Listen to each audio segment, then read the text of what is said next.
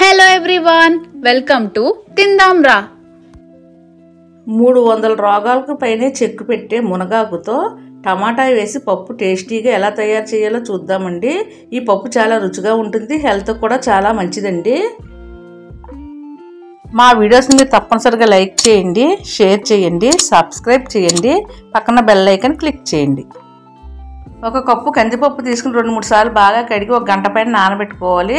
ఇలా నానబెట్టి పప్పు వండుకోవడం వల్ల గ్యాస్ట్రిక్ ట్రబుల్ అయి ఉండవదండి. ఇలా నానబెట్టి పప్పు వండుకోవడం వల్ల పప్పు కూడా బాగా ఉడుకుతుంది. నీటిలో బాగా కడిగి పెట్టుకున్న మునగాకును ఒక కప్పు నిండుగా తీసుకున్నాను, టమాటా ముక్కలు ఒక కప్పు తీసుకున్నాను, అలాగే నిమ్మకాయ సైజు అంత చింతపండు తీసుకున్నాను, ఒక ఉల్లిపాయ పచ్చిమిర్చి ముక్కలుగా కట్ చేసి పెట్టుకున్నాను. మనం నానబెట్టి పెట్టుకున్న పప్పుని ఒక కుక్కర్లో వేసుకోవాలి. దాంట్లో ఒక 1/2 స్పూన్ పసుపు వేసుకోవాలి, 1 స్పూన్ కారం వేసుకోవాలి. మునగాకు తీసుకున్నాం కదండి, ఒక బౌల్ నిండుగా మునగాకును కూడా వేసుకోవాలి. కట్ చేసి పెట్టుకున్న టమాటాలు కూడా వేసుకోవాలి. ఇలా టమాటా వేసి వండుకోవడం మునగాకు పప్పు చాలా రుచిగా ఉంటుంది. తర్వాత కట్ చేసి పెట్టుకున్న ఉల్లిపాయ ముక్కలు, పచ్చిమిర్చి ముక్కలు వేసుకోవాలి.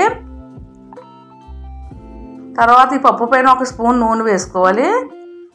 పప్పు మునిగే వరకు కొంచెం వాటర్ పోసుకోవాలి. కుక్కర్ మూత పెట్టి 4 విజిల్స్ వచ్చే వరకు ఉంచుకోవాలి. ఇలా 4 విజిల్స్ వచ్చే వరకు ఉంచుకున్న తర్వాత కుక్కర్ చల్లారుతుంది కదండి, చల్లారిన తర్వాత మూత తీసి చూసుకోవాలి. పప్పు చక్కగా ఉడికిందండి. పప్పును బాగా మెదుపుకోవాలండి. దీనివల్ల మనం వేసిన మునగాకు కూడా బాగా నలుగుతుంది.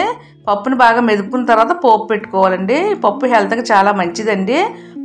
మునగాకు వగరగా ఉంటుంది, కొంచెం చేదుగా ఉంటుందని చాలామంది తినరండి. ఇలా పప్పులో వేసి టమాటా వేసి పెట్టండి, పిల్లలు పెద్దలు చాలా ఇష్టంగా తింటారు. మునగాకు వేసినట్లే తెలియదండి, అంత రుచిగా ఉంటుంది ఈ పప్పు. పప్పును మెత్తగా మెదుపుకోవాలండి. తర్వాత మనం చింతపండు తీసి నానబెట్టుకున్నాం కదా, ఆ చింతపండు రసం తీసుకోవాలి. ఆ చింతపండు రసం కొంచెం చిక్కగా తీసుకుని పప్పులో వేసుకోవాలండి. పప్పులో చింతపండు రసం వేసుకోవడం వల్ల పప్పు మరింత రుచిగా ఉంటుంది. చింతపండు రసం వేయడం ఇష్టం లేని వాళ్ళు అయితే పప్పు తాలింపు పెట్టిన తర్వాత ఒక నిమ్మకాయ చెక్కైనా పిండుకోవచ్చండి.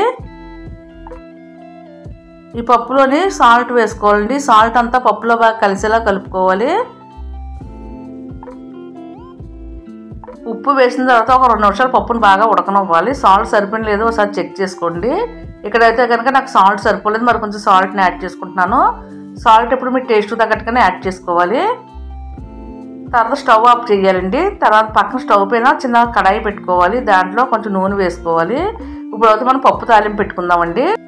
నూనె కొంచెం కాగిన తర్వాత వెల్లుల్లి రెబ్బలు దంచుకుని వేసుకోవాలండి. ఇక్కడ ఎన్ని వెల్లుల్లి రెబ్బలైనా మీ ఇష్టానికి తగ్గట్టుగా వేసుకోవచ్చు. వెల్లుల్లిపాయలు కొంచెం వేగిన తర్వాత ఆవాలు, జీలకర్ర వేసుకోవాలి. తర్వాత ఎండుమిర్చి వేసుకోవాలి, కరివేపాకు వేసుకోవాలి, ఒక 1/2 స్పూన్ ఇంగు కూడా వేసుకోవాలి. ఈ తాలింపుని తీసుకుని మనం ఉడికించి పెట్టుకున్న పప్పులో వేసుకోవాలండి. కమ్మనైన పప్పు రెడీ అయిపోయిందండి. చూశారు కదా, 300 రోగాలకు పైనే చెక్కు పెట్టే మునగాకు పప్పు చాలా రుచిగా ఉంటుందండి. రైస్లోకి, చపాతీలోకి అయితే చాలా బాగుంటుంది. మీరు కూడా ఈ విధంగా ఒకసారి తప్పనిసరిగా ట్రై చేయండి. ట్రై చేసి ఎలా వచ్చిందో మీ కామెంట్స్ మాకు పంపండి. లైక్ చేయడం మటుకు అస్సలు మర్చిపోకండి. Thank you.